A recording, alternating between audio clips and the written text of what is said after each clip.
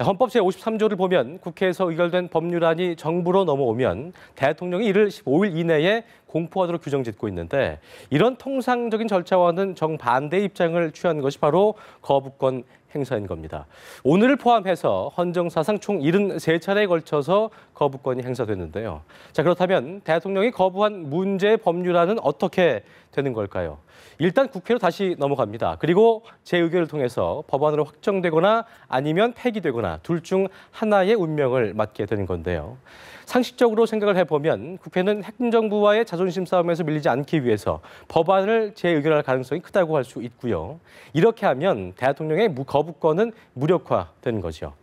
자, 이 가정이 성립하기 위해서는 당초 국회법 개정안 표결 때 여야 의원들이 취했던 입장이 재의결 때도 그대로 반영돼야 합니다. 하지만 오늘 박 대통령의 국무회의 발언이 워낙 강했기 때문에 여당은 마라톤 의원 총회 끝에 재의결을 하지 않기로 급선회했습니다.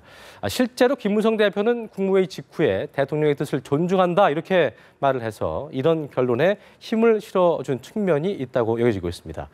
이처럼 원내 다수당인 여당이 재의결 절차에 반대하기로 하면서 국회법 개정안은 폐기순을 밟을 것으로 보입니다. 관련 내용을 박경준 기자가 보도하겠습니다. 대통령이 제의를 요구한 법안을 다시 표결하려면 재적의원 과반이 출석한 상태에서 본회의를 열어야 합니다.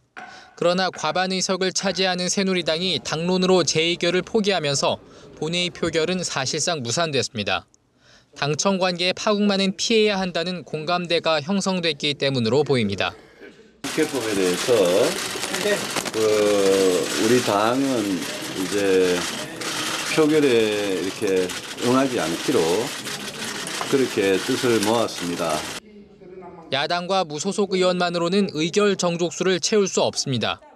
정의와 국회의장은 애초 헌법이 정한 대로 제의를 위한 본회의를 열어야 한다는 원칙을 강조했지만 제의에 붙이는 것에 대한 생각은 변함이 없습니다. 그 원칙은 지켜져야 되죠. 정 의장의 의지와 무관하게 재의결은 시도조차 못하게 됐습니다. 헌법에는 재의결 시한이 규정돼 있지 않아서 이대로 시간이 지나면 국회법 개정안은 자동 폐기됩니다. 비슷한 사례로는 택시를 대중교통으로 인정해 지원하는 내용의 일명 택시법이 있습니다. 2013년 1월 이명박 대통령은 이 법안에 거부권을 행사했지만 국회가 제의 절차를 밟지 않아 해당 법안은 계류 중입니다. 연합뉴스TV 박경준입니다.